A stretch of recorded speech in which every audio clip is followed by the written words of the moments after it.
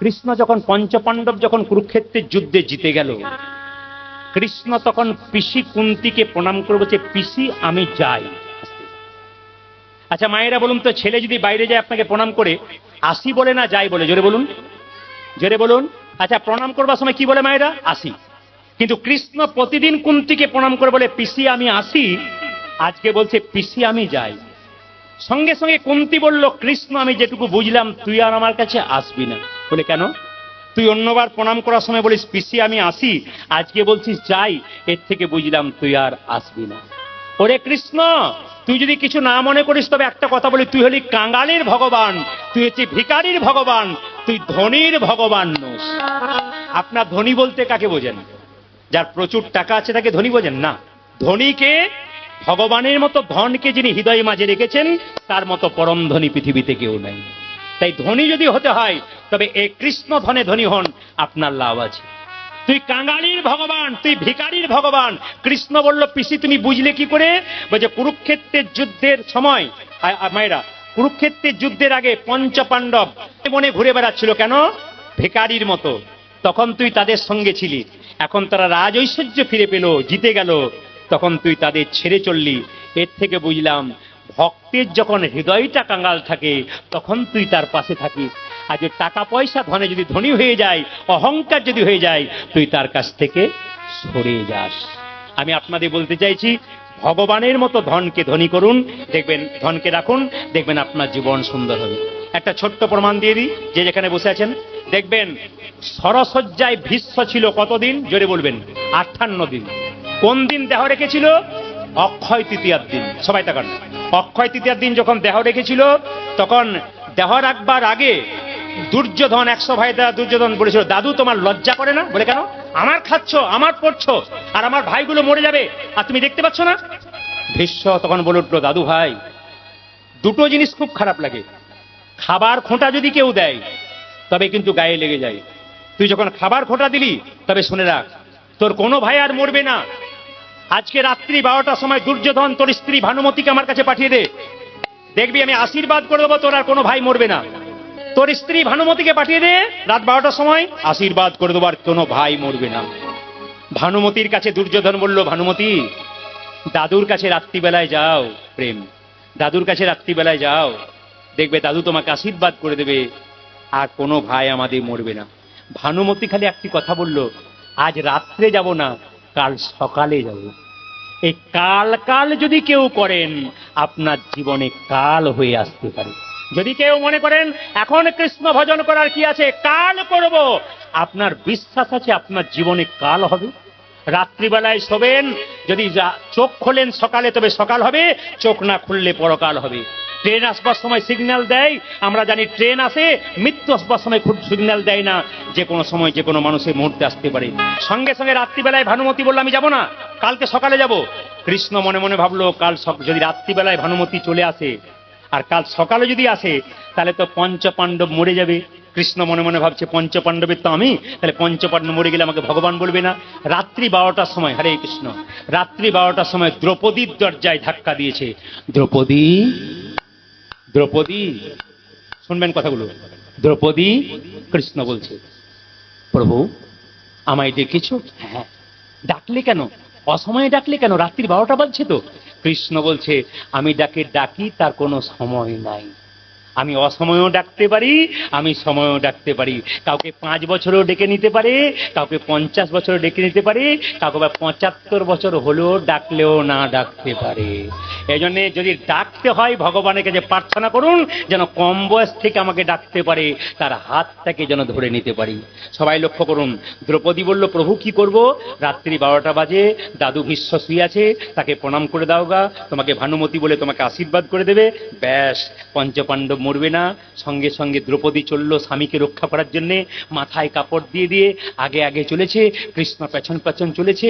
যেই না দ্রৌপদী যাচ্ছে, হঠাৎ যেতে যেতে কি করেছে দেখুন, হঠাৎ যেতে যেতে দ্রৌপদী যেই না চটি পরে ঢুকছে দাদু ভীষ্মের দরজাতে, অমনি কৃষ্ণ বলল, দ্রৌপদী, গুরুজনদের কাছে গেলে চটি খুলে যেতে হয়। দ্রৌপদী যেই না চটি জোড়া খুলে ভেতরে ঢুকতে যাচ্ছে, কৃষ্ণ দ্রৌপদীর চটি জোড়া ধরে বুকে ধরে কাঁদছে। যেই না কাঁদছে অমনি দ্রৌপদী পেছন থেকে বলল, প্রভু তুমি আমার জুতো জোড়া বুকে নিয়ে কাঁদছো কেন? ভগবান বললেন দ্রৌপদী, ভক্ত তো আমার চরণ পছন্দ করে, তো আমার চরণে যে কি আনন্দ একমাত্র ভক্ত বোঝে, কিন্তু ভক্তের চরণ ধরিতে যে কি আনন্দ আমি তো অনুভব করতে পাই না, তাই কেউ তো আমাকে চরণ দেয় না, তাই তোমার জুতো জোড়া ধরে আমি বারবার কাঁদছি। দ্রৌপদী বলল, প্রভু তুমি চাইলে না কেন? আমি তোমাকে আমার জুতো জোড়াই দিয়ে দিতাম, আমার চরণটা দিয়ে দিতাম। বলছে তুমি চরণ দিতে তোমার নরকে যাবার ভয় থাকতো না? সঙ্গে সঙ্গে দ্রৌপদী বলল, প্রভু এ দেহ যদি তোমার হয় তাহলে চরণটা কি আমার? এ দেহ যদি তোমার হয় এ চরণও তোমার, যা কিছু আমার সকলই তোমার, আমারই কেবল তুমি জীবনে মরণে জনমে জনমে প্রাণনাথ হইও তুমি। সবাই লক্ষ্য করুন, যেই না দ্রৌপদী ভেতরে ঢুকেছে, দাদু ভীষ্ম ভাবেছে যে কে এসেছে, ভানুমতি এসছে। দ্রৌপদী মাথায় কাপড় নিয়ে যেই না প্রণামটা করে দিয়েছে, অমনি ভীষ্ম বুঝতে না পেরে বলল, আশীর্বাদ করি তো স্মৃতি সিঁদুর দীর্ঘায়ু হোক। দ্রৌপদী মাথার কাপড়টা খুলে বলল, দাদু। ভীষ্ম বলল, তুই কি করে জানলি? তোর তো আসার কথা নয়, ভানুমতি আসার কথা। বলছে আমি জানি না, এই পৃথিবীতে যত গোপন ঘটনা ঘটুক, কেউ জানুক আর না জানুক, একমাত্র ভগবান কৃষ্ণ জানে। বলে কৃষ্ণ কোথায়? বলে তোমার দরজায় দাঁড়িয়ে আছে, এলো না কেন? বলে কৃষ্ণ সবার দরজায় দাঁড়িয়ে থাকে, যে ডাকে তার বাড়ি যায়, আর যে ডাকে না তার বাড়িতে কোনো। শাস্ত্রে ভগবান কৃষ্ণ নিজের মুখে বললেন, আমি সবার দরজায় ছায়া রূপে থাকি, আমি সবার দরজায় দাঁড়িয়ে দাঁড়িয়ে দেখি কে আমাকে কেমন ভাবে ভালোবাসছে। যে যথামাং প্রপদ্যন্তে তাংস্ততৈব ভজাম্যহম, যে আমাকে যেমন ভাবে ভালোবাসে আমি তাকে তেমন ভাবে ভালোবাসি। আমাকে তুমি যদি আধ ঘন্টা ভালোবাসো, আমি তোমাকে 1 ঘন্টা ভালোবাসা দেবো। বাচ্চা ছেলে চলতে পারে না, বাবা কি করে? আঙ্গুল ধরে ধরে নিয়ে যায়। বাচ্চা যেমন পড়ে যাতে না যায়, যেমন চলে যায় বাচ্চা তার বাবা তার আঙ্গুল ধরবার জন্যে, ভগবানের ভজনের পথে তুমি যদি পড়ে যাও, ভগবান তার পেছন পেছন যায়। মদ ভক্ত যত্র গচ্ছন্তি তত্র গচ্ছামি, ভক্তানুমনু গচ্ছন্তি মুক্ত স্থিতি বিষয়। তার মানে কি? বৎসের পশ্চাতে যেমন ধাই ধেনুগণ, ভক্তের পশ্চাতে সেরকম যায় জনার্দন। একটা গাভীর বাছুর হলে বাছুরটা যেমন দৌড় দৌড়ে পালায়, গাভী দড়ি ছিঁড়ে তার পেছন পেছন যায়, ঠিক সেরকম ভক্ত যদি ভগবানের নাম গাইতে গাইতে রাস্তা দিয়ে চলে যায়, ভগবান গাভীর মতো ভক্তকে রক্ষা করার জন্য। সবাই লক্ষ্য করুন, যেই না বলেছে কৃষ্ণ তোমার দরজায় দাঁড়িয়ে আছে, ভীষ্ম চিৎকার করে বলল, কৃষ্ণ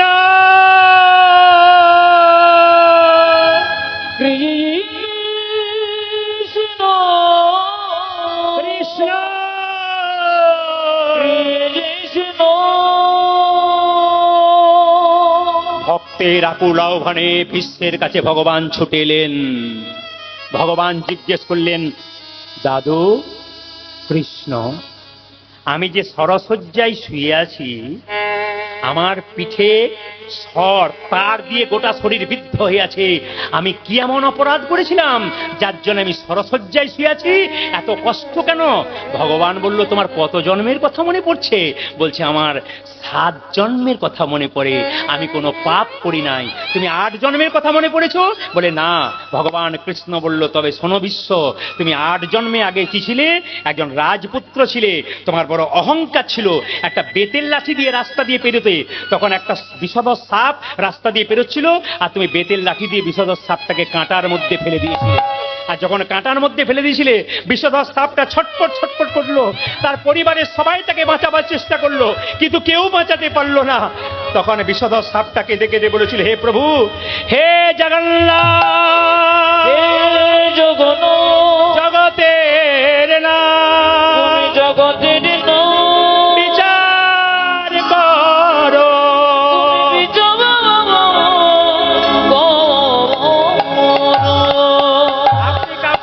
দেবেন, আপনি কাউকে দুঃখ দেবেন, সে যদি কেঁদে কেঁদে নিজের দুঃখটা হৃদয় থেকে ভগবানকে জানাতে পারে, শাস্তি কিন্তু আপনি পাবেন।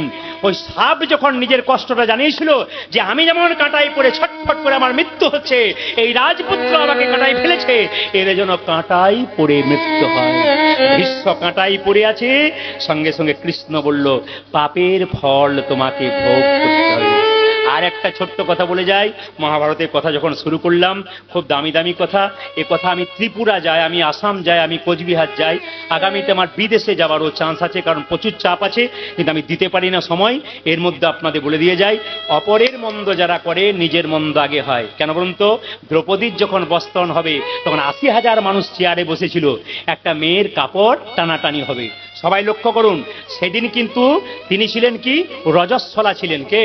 দ্রৌপদী রজস্বলা অবস্থায় ছিলেন। মায়েরা সবাই লোকে লক্ষ্য করুন, মেয়েদের চুলের মুঠি ধরে কেউ যদি আঘাত করে তবে জেনে রাখবেন সেই পুরুষ খুব তাড়াতাড়ি ধ্বংস হয়। কেন? কংস কি করেছিল? মা দেবকীর চুলের মুঠি ধরেছিল, শেষ হয়ে গিয়েছিল। রাবণ সীতার চুলের মুঠি ধরেছিল, রাবণ শেষ হয়ে গিয়েছিল। দুর্যোধন দ্রৌপদীর চুলের মুঠি ধরেছিল, দুর্যোধন শেষ হয়ে গেল।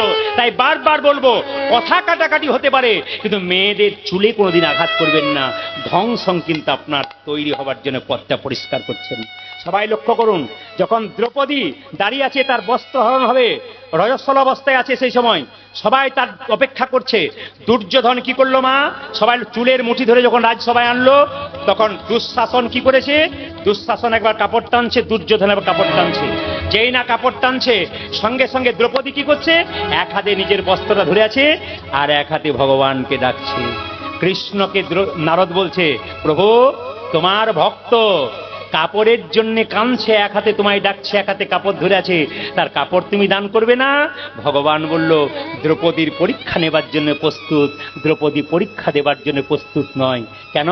সে এক হাতে নিজের উপর ভরসা করেছে, এক হাতে আমার উপর ভরসা করেছে। যে দুহাত তুলে ডাকে না, আমার কৃপা কোনোদিন পায়। তাই যেই না দ্রৌপদী বলেছে, যা কিছু আমার সকলই তোমার, সকলই তোমার, আমার কেবল তুমি, আমার কেবল তুমি, জীবনে মরণে জনমে জনমে প্রাণনাথ হয় তুমি।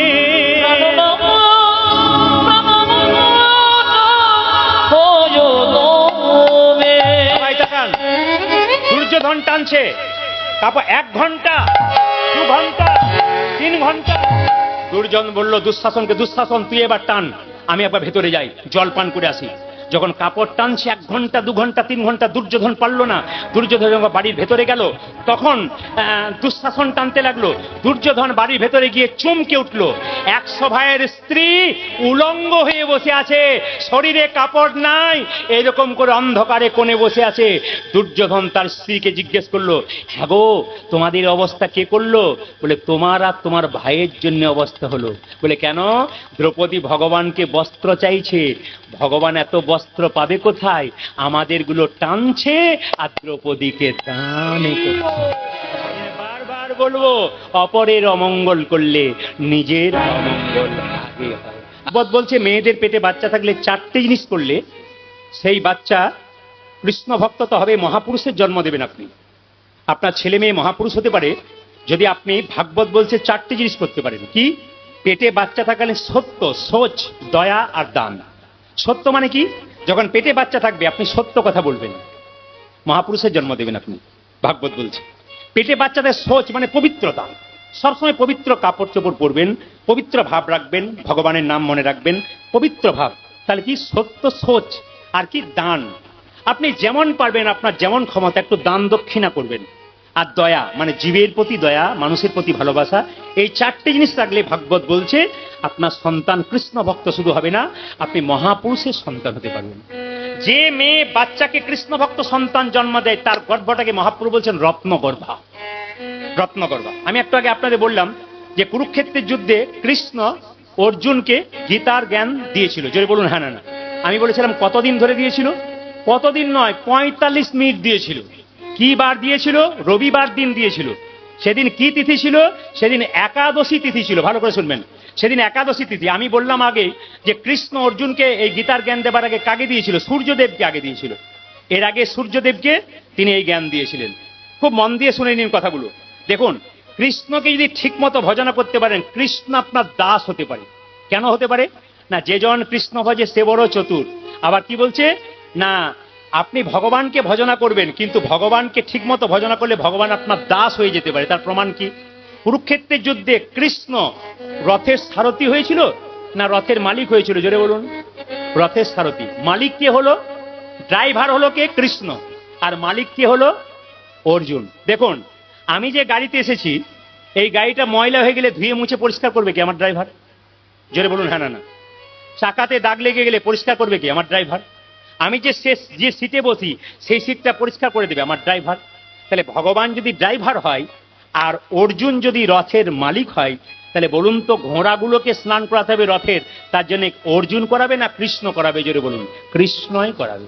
রথটা যদি নোংরা হয়ে যায় কে পরিষ্কার করবে? একমাত্র কৃষ্ণই করবে। কৃষ্ণ নিজেকে বললেন, যদি ঠিকমতো ভালোবাসা কেউ আমাকে দিতে পারে, যে করে আমার আস আমি করি তার সর্বনাশ, তবে তারপরও যদি সে আমায় না ছাড়ে পাস, তবে আমি হই তার দাস। কুরুক্ষেত্রের যুদ্ধ প্রমাণ দিচ্ছে। আমি একটাই, কাল কাল করবেন না। শুরু যদি করতে হয় তবে আজ থেকেই শুরু করো। আজ থেকেই প্রতিজ্ঞা করো যে আমি কাল থেকে শুরু করব, আমি যেন কৃষ্ণ ভক্ত হয়ে যেতে পারি। এলাহাবাদ কোর্টের ব্যারিস্টার মহাত্মা গান্ধী, তিনি এত বড় ব্যারিস্টার, তিনি সকালবেলায় গীতা পড়তেন। তিনি বলতেন, গীতা আমার মা, আর আমার একটা মা, দুটো মা। আর গীতাটাকে হাতে নিয়ে বলতেন, তুমি আমাকে সম্পদ দিও না, আমাকে বিপদ দাও। সম্পদ দিলে তোমাকে ভুলে যাব, আর বিপদ দিলে তোমায় মনেই রাখতে পারবো। এ কথা কুন্তিও কৃষ্ণকে বলেছিল, তুই আমাকে আশীর্বাদ কর। কৃষ্ণ বলেছিল, আমি ছেলে হয়ে মাকে কি করে আশীর্বাদ করব? আশীর্বাদ কর, আমাকে সম্পদ দিস না, বিপদ দে। ক্ষণে ক্ষণে বিপদ হলে তোর কথা চিন্তা করব, আর সম্পদ হলে তোকে ভুলে যাব। গাড়ি বাড়ি টাকা পয়সা ধন দৌলত হয়ে আমরা ভগবানকে ভুলে যাই, কিন্তু বিপদ যখন আসে তখন ভগবানকে ডাকি। ওই জন্য বলছে, বিপদ যেন আসে, সম্পদ যেন আমি না পাই। এত বড় এলাহাবাদ কোর্টের ব্যারিস্টার মহাত্মা গান্ধী গীতা পড়েন। আমি যে এলাকায় বাস করি, দুবরাজপুর এলাকায়, সেখানে একজন ডাক্তারবাবু আছেন, তার মাত্র 35-36 বছর বয়স। তিনি প্যান্ট শার্ট পরেন না, পাঞ্জাবি পাজামা পরে তিনি চিকিৎসা করেন। এবং তিনি বলেন যে আমি স্নান করার পর সকালে 1 ঘন্টা গীতা পড়ি। কেন? ভগবান আমাকে 200টা মানুষ সেবা করবার অধিকার দিয়েছে, এটা গোবিন্দের কৃপায় পেয়েছি। তাহলে চিন্তা করে দেখুন, বড় বড় মানুষ যারা হয়, আধ্যাত্মিক চেতনা ওদের মা বাবা কি শেখায়নি? এটা শিখিয়েছে, চেতনাটা জেগেছে, এই জন্য তারা শিখতে পেরেছে। তাই বারবার বলবো, কৃষ্ণ ভজন করলে বাধা দেবেন না। কৃষ্ণ ভজন করলে কৃষ্ণ ভজনে পথটা পরিষ্কার করুন। আপনি করুন, আপনার ছেলে মেয়ের লাভ হবে। আপনার ছেলে মেয়ে করলে আপনারও পরপারের পথটা পরিষ্কার হবে। সবাই শুনে নেবেন মন দিয়ে।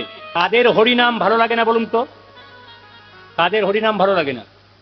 একটু বলে দিই। রামকৃষ্ণ দেব বলছে, আমাদের মনটা মাছির মতো। মাছি একবার নর্দমায় বসে, মাছি একবার মিষ্টির দোকানে বসে। মাছি যখন মিষ্টির দোকানে বসে তখন তো মাছি সুস্বাদু জিনিস গ্রহণ করে, আর মাছু নর্দমায় বসলে কি হয়? নোংরা জিনিস গ্রহণ করে। সংসারের মধ্যে যখন আমার আমার করে আমরা সবাই মেতে আছি, তখন আমরা মন মাছিগুলোকে নর্দমাতে ভর্তি করেছি। আজকে হরিনামের আসর এসছেন মানে মন মাছিগুলোকে মিষ্টির দোকানে বসিয়েছেন। বলুন কতক্ষণ আর মিষ্টির দোকানে রাখতে চান? আচ্ছা, আপনারা রাখুন। দ্বিতীয় কথা বলে যাই। রামকৃষ্ণদেব বললো, আমাদের মনটা স্প্রিং চেয়ারের মতো, বসে যায়, যতক্ষণ বসলেন ততক্ষণ ভালো, উঠে গেলে নিতাই গৌর হরিবোল হয়ে গেল। একটা কথা বলে রাখি, কাদের হরিনাম ভালো লাগে না? রামকৃষ্ণদেবের একটা উদাহরণ আছে। হরে কৃষ্ণ। কি উদাহরণ আছে? বলছে, একটা মেছেনি মাছ বিক্রি করতে গেছিল একটা গ্রামে। আস্তে আস্তে সন্ধে হয়ে গেছে, একটা মালির বাগান, ফুলের বাগান। ওখানে মালিক বলছে, মালি আজকে রাত্রে বাড়ি যেতে পারবো না, তা তোমার এই বাগানে আমাকে একটু জায়গা দাও। বাগানে একটা চালা ঘর ছিল, সেখানে বললো, তাহলে তুমি শুয়ে পড়ো। তো ফুলের এত সুন্দর গন্ধ যে মেছেনির আর ঘুমই আসছে না। কেন ঘুম আসছে না বলুন তো? মেছেনির তো মাছের গন্ধতে অভ্যাস আছে, ও তো ফুলের গন্ধতে অভ্যাস নাই। এই জন্য মেছেনির যখন সারা রাত্রি ঘুম আসছে না, তখন যে ডালাতে করে মাছ নিয়ে গিয়েছিল ওতে জলে ছিপা দিয়ে দিল, আর ওই মাছের গন্ধে দিব্যি নাক ডেকে ঘুমিয়ে গেল। দেখবেন সংসার রূপ মাছের গন্ধ যাদের নাকের মধ্যে ভন ভন করছে, ওরা ঘর যাবার জন্য দেখবেন হুর হুর করবে। আর হরিনাম নামক ফুলের গন্ধ যাদের ভালো লাগবে, তারা দেখবেন হরিনাম ছাড়া। এইবার এখানে আমার বড় মেয়ের বিয়ে দিয়েছি, তাহলে ছোট মেয়ে আমার একটা আসরে গান শুনতে গিয়েছিল। এখানে ও শুনছে, ও মনে মনে ভাবছে, বাবা তো ঘরে খালি এমনি এমনি করে, মা কিছু বললে চুপ করে থাকে, বলে কি বলে লাভ আছে, পাগল মতো লোককে চুপচাপ কি দেখছে। আসলে আমার দেখার মানে হচ্ছে কি, এগুলো দেখি বলে এগুলো দিতে পারি। হাত তোলা এই জায়গাতে যাই। আমাকে অনেকজন বলেছেন যে আমার ছেলে মেয়েরা ভগবানের মন্দিরে যে কোনো কাজে, কলেজে, স্কুলে যাবার আগে 8 ঘন্টা ভগবানের কাছে বসতে হয়। ছেলে মেয়েদের শেখান যেন ভগবানের চরণে 8 ঘন্টা বসতে। আপনি আধ ঘন্টা বসুন সংসারের সব কাজ ছেড়ে, ভগবানকে আপনার মনের কথা বলুন। মনের মধ্যে কোনো দুঃখ থাকবে আপনি পাড়া প্রতিবেশীর কাছে বলবেন না, ও দুঃখ আপনার ছড়িয়ে দেবে। দুঃখ যদি বলতে হয় দু জায়গায়, একটি গুরুচরণে, একটি গোবিন্দের কাছে। কেন? গুরু বাবার মতো আপনার মনের কথা কাউকে বলবে না, আর গোবিন্দ হচ্ছে ভগবান জগতের পিতা, তার কাছে বলুন, দেখবেন তা আপনার মনের ইচ্ছা পূর্ণ করবে। ওই যে যা কিছু মনে আকুলতা আছে সব ভগবানের কাছে বলুন, ভগবানকে বিশ্বাস করুন, দেখবেন আপনার কিন্তু লাভ আছে। মুকুন্দ সরকার তার স্ত্রীকে বলে উঠলো, কই দেখি দেখি দেখি দেখি তোমার কি হয়েছে, জিভ দেখি, দেখি তোমার চোখ দেখি। দেখি আমি সারা বাংলার চিকিৎসা করি, তোমার চিকিৎসা করতে পারলাম না? রাত্রিবেলায় মহাপ্রভু মন্দিরে গিয়ে আছাড় খেয়ে পড়লো, প্রভু বলে দাও বলে দাও, প্রভু বলে বলে দাও, তুমি বলে দাও। মহাপ্রভু আকাশবাণী করে বললেন, মুকুন্দ আমি যা ভেবেছিলাম তাই হয়েছে, সারা বাংলা চিকিৎসা করে তোমার অহংকার হয়ে গেছে। মুকুন্দ সরকার বলল, প্রভু আমি ক্ষুদ্র জীব, কখন আমার অহংকার হয় আমি জানি না, সত্যি যদি অহংকার হয়ে গেছে আমাকে ক্ষমা করে দাও। মহাপ্রভু ক্ষমা করে দিলেন, তার চিবানোপান মহাপ্রভুকে দিল, তোমার স্ত্রীকে দিয়ে দাও, তোমার স্ত্রীর লক্ষণ ভালো হবে, রোগ তো ভালো হবে, একটা লক্ষণ ভালো হবে, তোমার স্ত্রীর সন্তান হবে, সেই সন্তানের নাম হবে ভক্ত রঘুনন্দন। চলুন মায়েরা, ছোট্ট ছেলেটার জন্য তার স্ত্রীর জন্য নিয়ে যাচ্ছে কি চিবানোপান, আর গাইতে গাইতে যাচ্ছে, যশোদারে দুল আজ যশোদারে দোলন, তুমি বজের ব্রজের রথ, বৃন্দাবন মন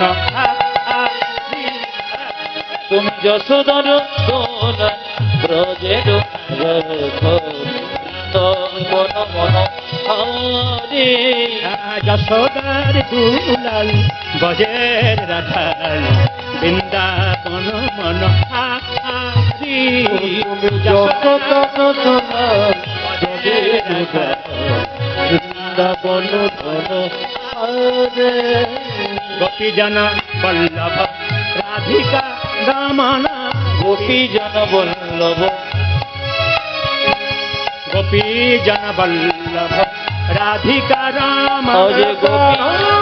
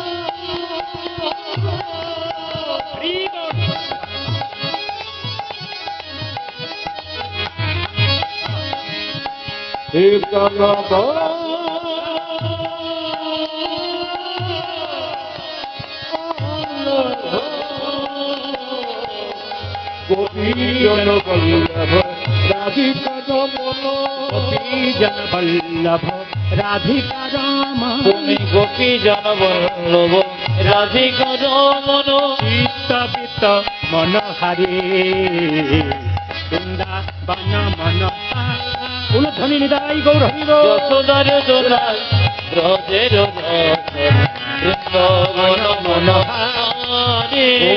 যশোদার দোলাল ব্রজের রথ, বৃন্দাবন মন হরি।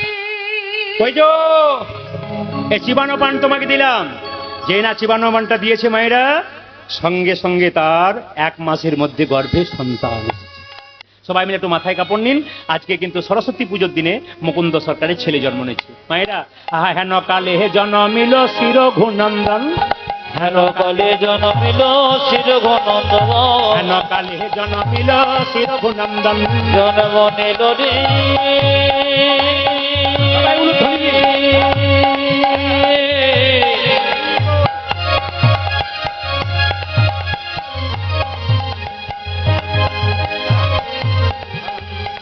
ভক্ত রঘুনন্দ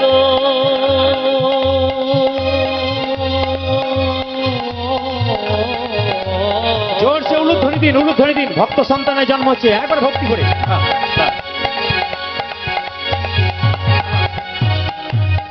হেন কলে জন্ম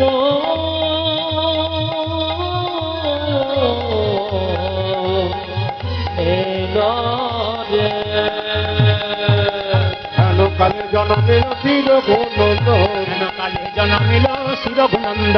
হেন কলে জন্মিল শিরঘুনন্দন। কবিরাজ খবর পেয়েছো তোমার ছেলে হয়েছে আমার ছেলে মায়েরা মুকুন্দ সরকার কি করলো মুকুন্দ সরকারের আনন্দ ধরে না আনন্দ ধরে না আনন্দ ধরে না আনন্দ ধরে না মুকুন্দ দাসের মনে আনন্দ ধরে না ও যে মুকুন্দ দাসের মনে আনন্দ ধরে না যে মুকুন্দ দাসের মনে পুত্রের বদন হেরে মুকুন্দ দাসের মনে আমার মুকুন্দ দাসের মনে আজ মুকুন্দ দাসের মনে আমার মুকুন্দ দাসের মনে হেরে আনন্দ ধরে আজ মুকুন্দ দাসের আজ আনন্দিত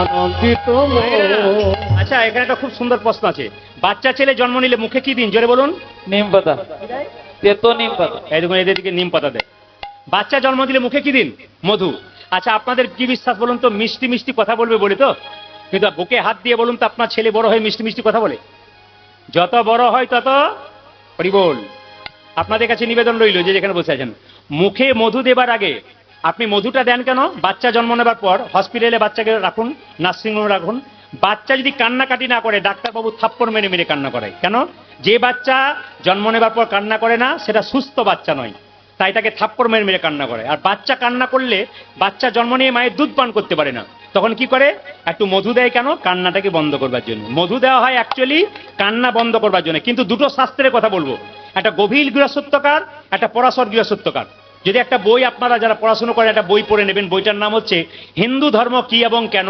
লোকনাথ কবিরাজের লেখা আমি গোটা বইটাই পড়েছি আপনাদের কাছে নিবেদন রইল বইটাতে দেখবেন লেখা আছে যে গভীর গৃহসত্যকার পরাশর গৃহসত্যকার বলছে যে বাচ্চা জন্মের 21 দিন পরে কেউ যদি মধু দেয় এবং ভগবানকে প্রার্থনা করতে পারে আমার ছেলে মিষ্টি মিষ্টি কথা বলুক 100% মিষ্টি কথা বলবে আর পরাশর গৃহসত্যকার বলল বাচ্চা জন্মের পরে যেদিন অন্নপ্রাশন হবে সেদিন মুখে পরমান্ন দেবার আগে যদি একটু মধু দিয়ে ভগবানের যে প্রার্থনা করতে পারে বাচ্চা কৃষ্ণ ভক্ত হবে মধুর কথা বলবে আপনারা কেউ দিয়েছেন আপনারা কেউ দিয়েছেন আমিও জানতাম না আপনারাও জানতেন আমি বই পড়ে জানলাম আগামীতে আপনাদের বাচ্চা যাদের হবে তারা একটু পরীক্ষা করে দেখবেন আপনার ছেলের হচ্ছে কিনা তাহলে বুঝতে পারবেন যে গভীর গৃহসত্যকার এবং গৃহসত্যকার বইটা ঠিক বললো কিনা প্রমাণ দেখে নেবেন তাই সবাই লক্ষ্য করুন দুই কানে কি করলো মায়েরা দুই কানে শোনাই এলো মধুর হরিনা আজ দুই কানে শোনাইল মধু হরি নাম দুই কানে শোনাই এলো মধুর হরিনা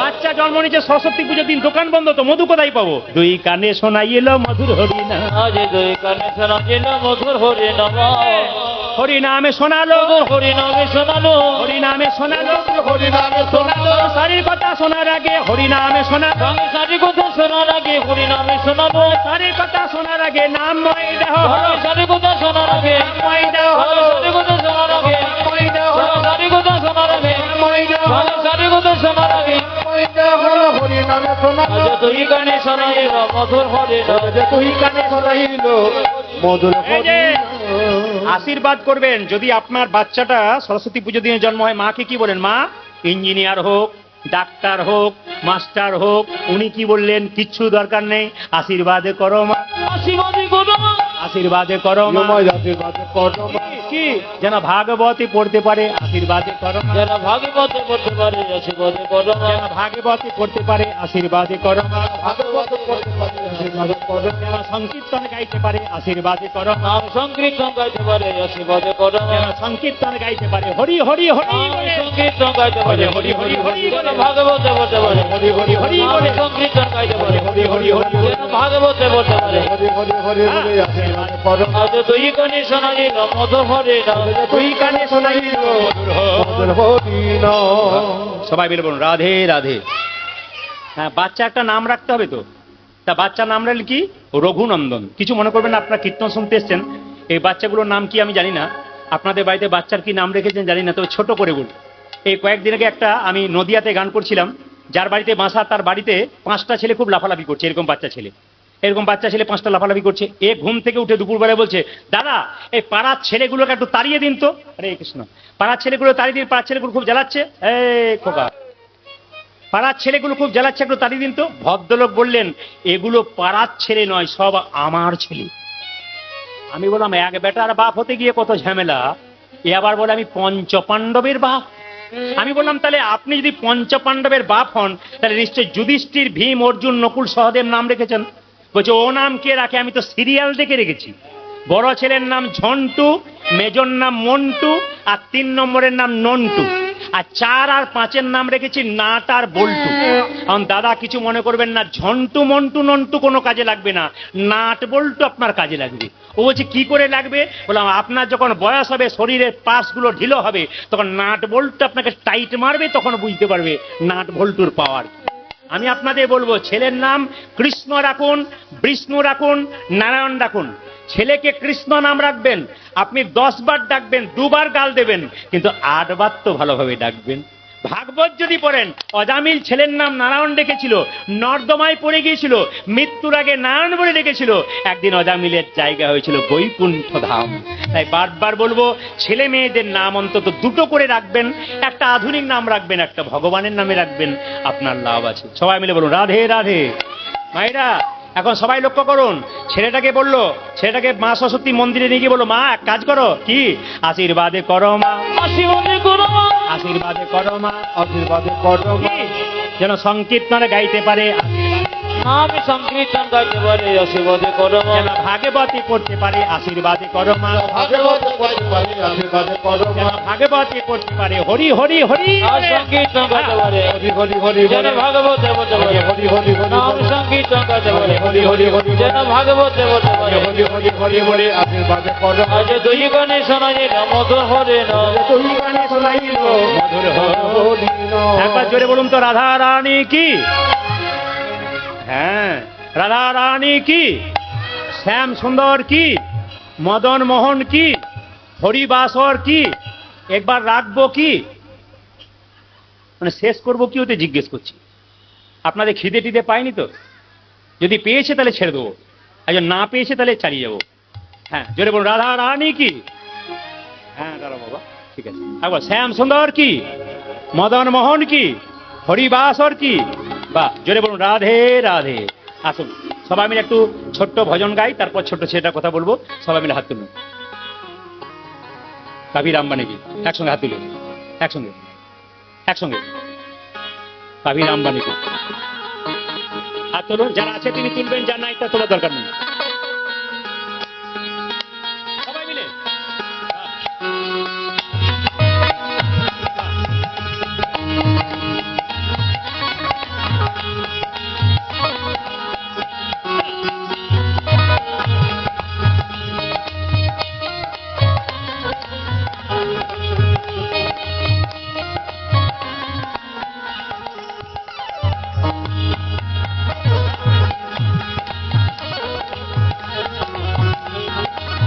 হরি বল।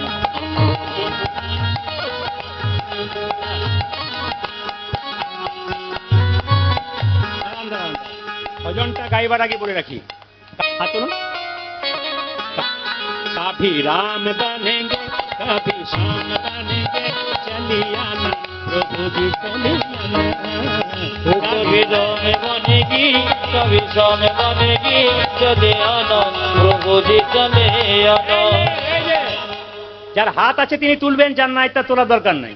যিনি তুলবেন তিনি পরের জন্মে হাতও পাবেন, পাও পাবেন। আর যিনি তুলবেন না, তার হাত নাই, 2টো পা আছে, পরের জন্মে আর 2টো পা যোগ হয়ে যাবে, 4টে। না না, আপনাদের জন্য বলি নাই, অন্য জায়গার জন্য বললাম। হাত তুলুন। হ্যাঁ, যারা বাইরে দাঁড়িয়ে আছেন কিছু মনে করবেন না, এরুন। কভি রাম বনেঙ্গে, কভি শ্যাম বনেঙ্গে, চলিয়ে আনা প্রভু জি, চলিয়ে আনা। হাত তুলুন। कभी राम बनती, कभी राम बनती, चले आना प्रभु जी, चले आना। कभी राम रूप में चलिए आना, कभी राम रूप में चले आना, कभी राम रूप में चलिए आना। कभी राम रूप में चले आना। राम एक बस में ना, আসবে না। সীতা সাথ লেকে হাত লেকে, सीता साथ लेके दोनों हाथ लेके सीता साथ लेके धनु हाथ लेके, वो सीता साथ लेके दोनों हाथ लेके चली आना प्रभु जी चली आना। वो कभी राम बनेगी कभी श्याम बनेगी चले आना प्रभु जी चले आना ध्वनि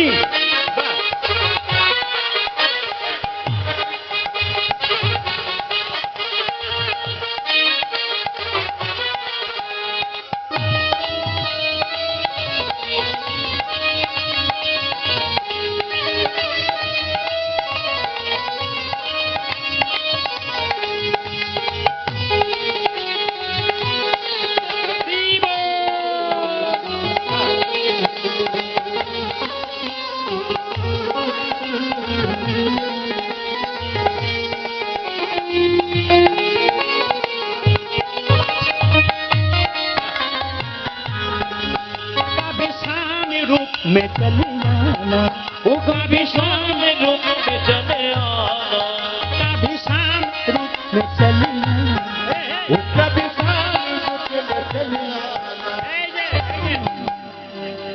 राधा साथ लेके हाथ लेके, राधा साथ लेके दोनों हाथ लेके राधा साथ लेके मुरली हाथ लेके, वो राधा हाथ लेके मुरली हाथ लेके चली आना प्रभु जी चली आना।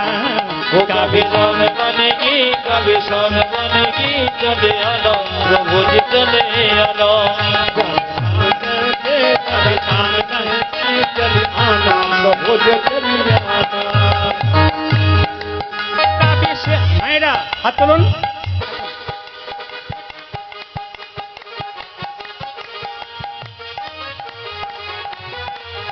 हाथ उठिए प्रेम से।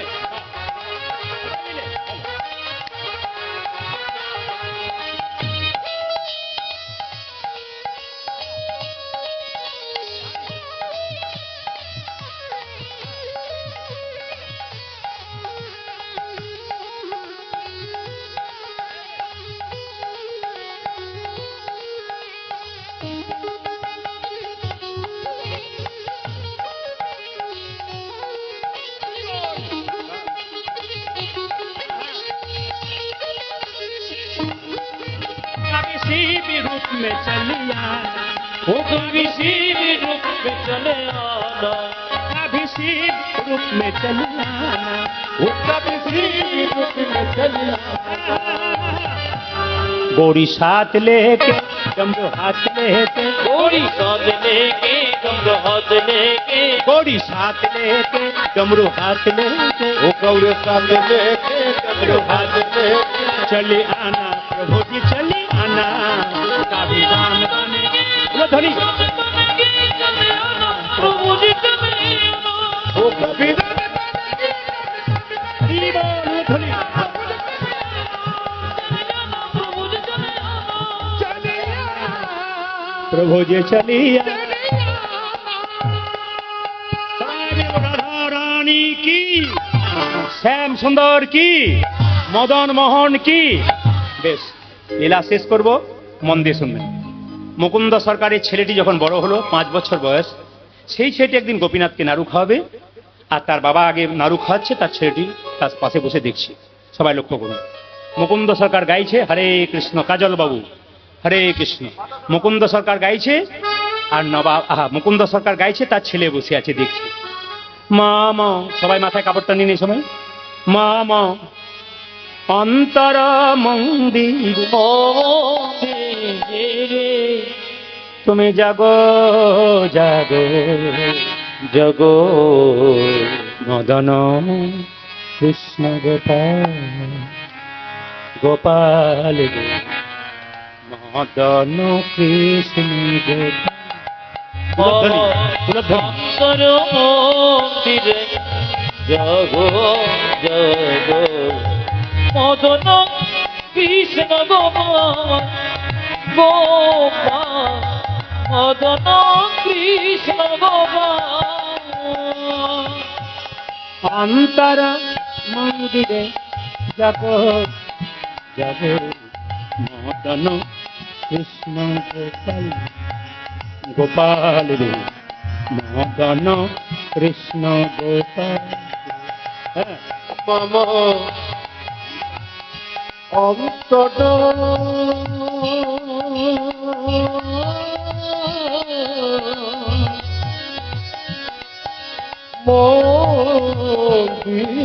মন্দিরে যাব যাব মদন কৃষ্ণ গোপাল গোপাল মদন কৃষ্ণ গোপাল। লয় রাধা বামে এসো ব্রজ ধামে রাধা বনে এসো ব্রজ ধামে লয়ে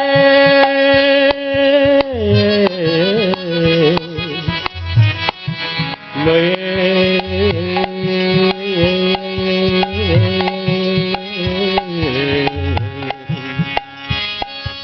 লয়ে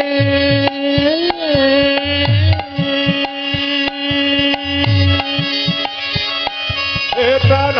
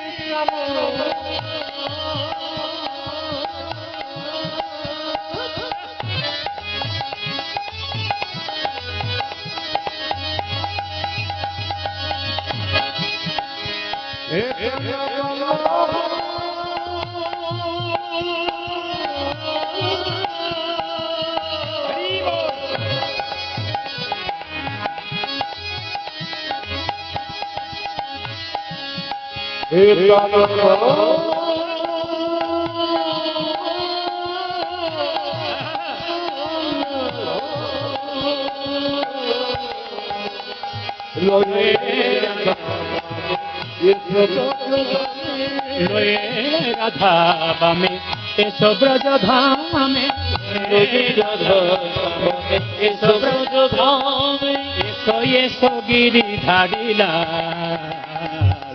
মদন কৃষ্ণ গোপাল বাবা অন্তর তীরে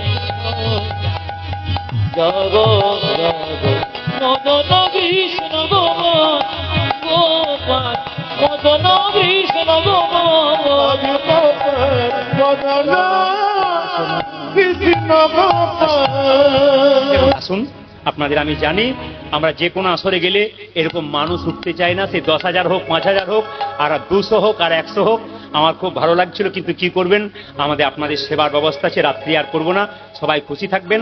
আসুন, ছোট্ট রঘুনন্দন ভগবানের সেবা করছে, তার বাবা একটা পাশের গ্রামের ছেলেকে চিকিৎসা করতে গেল, আর বললো, শোন, আজকে পুজোটা তুই কর। বাবা, আমি তো মন্ত্র জানি না। বাবা মুকুন্দ সরকার বললো, মন্ত্রর দরকার নাই, মন্তর মন্তর মন্তর।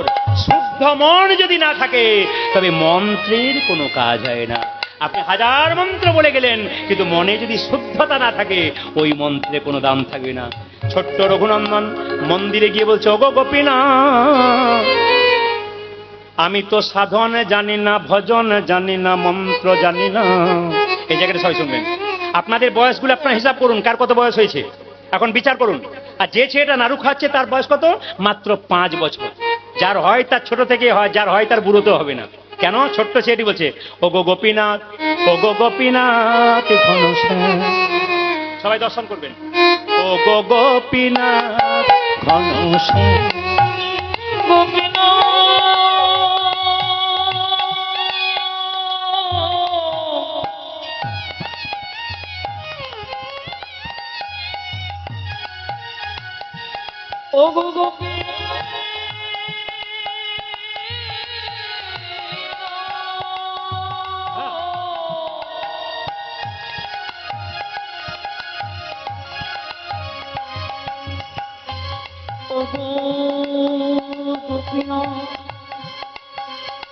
তুমি কোন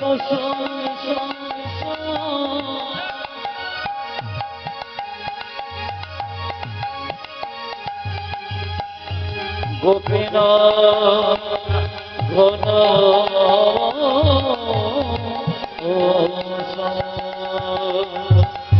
গো গোপীনাথ ঘন গোপীনাথ সবার কাছে 5টা মিনিট চাইলাম, 5টা মিনিট একবার মাথায় কাপড়টা নিয়ে ভক্তি ভরে করা জোরে বসুন এই জায়গাটি। সবাই লক্ষ্য করুন, দর্শন করুন। সেবা দর্শন করতে হয়, আপনার সেবা পাওয়ার কৃপা হয়। এই যে সেবা করছে বাচ্চা, সেটা দর্শন করুন সবাই মিলে। ছোট্ট রঘুনন্দন কেঁদে কেঁদে বলছে, ওগো গোপীনাথ, বাবা তোমাকে চন্দন দেয়, বাবা তোমাকে গঙ্গা জল দেয়, তুলসী পত্র দেয়, কিন্তু আমার কাছে তো গঙ্গা জল নাই, তুলসী পত্র নাই, আমার কাছে তো চন্দন নাই।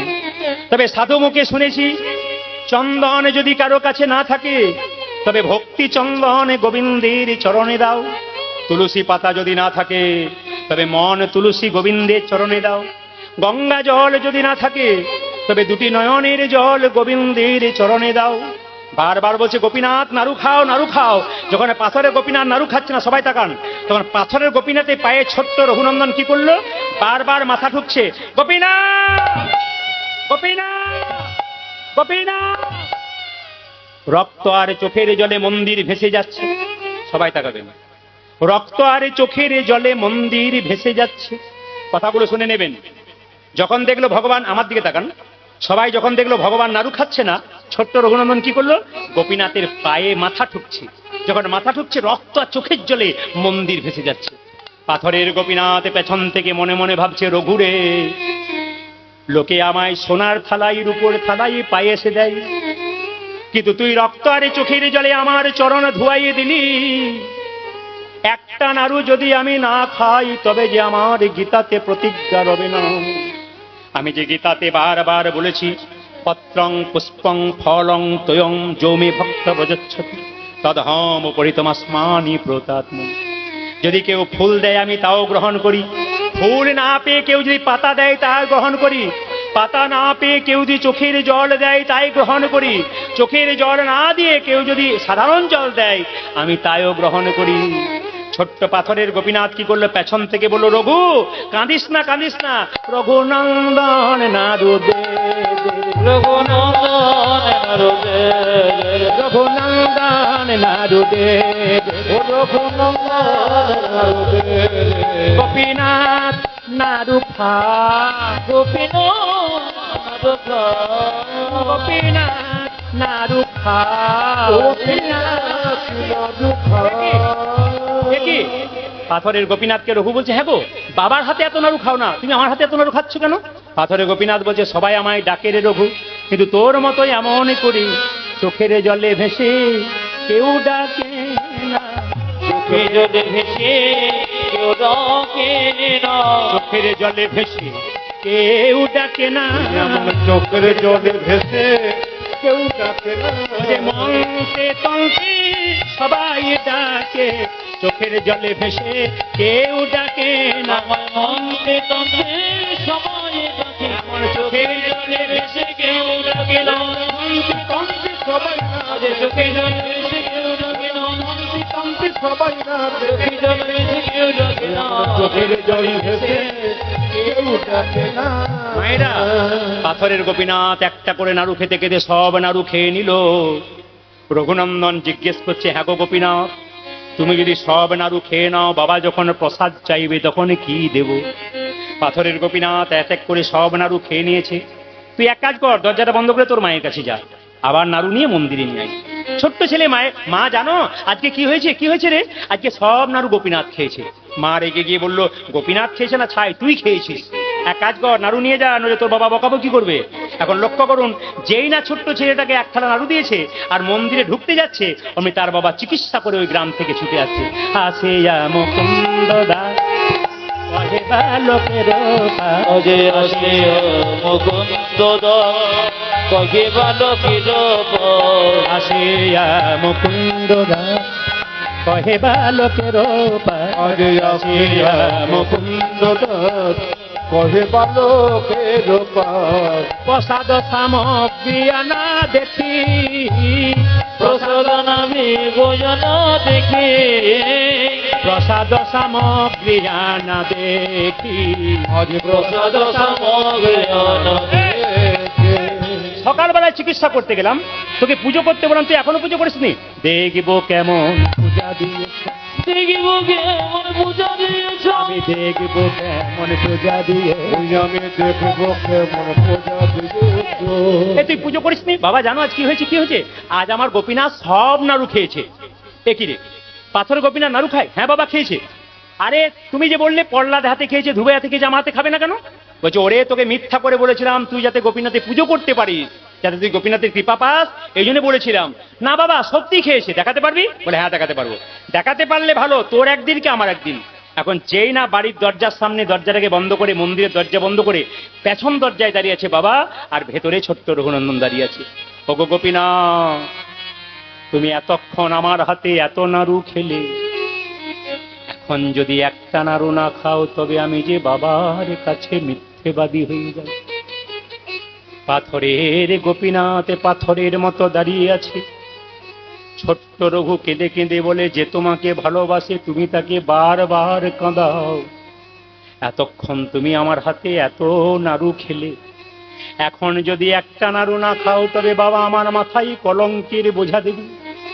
লোকের সামনে বলে বেড়াবে আমি নাকি মিথ্যাবাদী। ওগো গোপীনাথ, আমি জানি তোমাকে যে ভালোবাসে তাকে কষ্ট পেতে হয়। তোমাকে শ্রীমতী রাধারানী ভালোবেসেছিল, সারা জীবন কান্তে হয়েছিল। তুমি গৌরী রূপে কলিযুগে যখন যাবে বিষ্ণুপ্রিয়া কাঁদবে তোমাদের জন্য। ভগবান বললে যে আমায় ভালোবাসে তাকে পরীক্ষা দিতে হয়, যে পরীক্ষা দেয় সেই তো পাস করে। যে রাখাল বাগাল তার কোনোদিন চাকরি হয় না। যে পড়াশুনো করে তারই পরীক্ষা দিতে হয়, আর যে পরীক্ষা দিতে পারে তারই লাভ হয়। ভগবান বলল আমি তো পরীক্ষা নিই, যারা আমাকে পরীক্ষা দেয় তাকে আমি পাস করাই। বলছে মায়েরা এক ট্রাক চিনিতে যদি এক ট্রাক বালিতে যদি এক হাত চিনি কেউ ছুঁড়ে দেয়, চিনি আর বালি একসঙ্গে মিশিয়ে দেওয়া যায়, চিনিকে কি কেউ পারে চিনিতে এক ট্রাক বালিতে? আপনারা বলবেন কেউ পারে না। এক ট্রাক বালি, তাতে এক হাত চিনি ছুঁড়ে দিলাম, চিনি আর বালি মিশিয়ে দিলে চিনিকে চেনা যায় না। কিন্তু শাস্ত্র বলছে একজন চিনতে পারে। পিপীলিকা পারে চিনিকে চিনিতে এক ট্রাক বালিতে। পিপীলিকার মতো যারা গৌর ভক্ত, যারা হাগৌর প্রাণে গৌরে বলে কাঁদতে জানে, যারা দিনের মাথায় গোবিন্দের চরণে আধ ঘন্টা বসতে পারে, তারই একমাত্র কৃপা হয়। আমি ছোট্ট রঘুনন্দন বারবার যখন কাঁদছে, গোপীনাথ নাড়ু খাও নাড়ু খাও।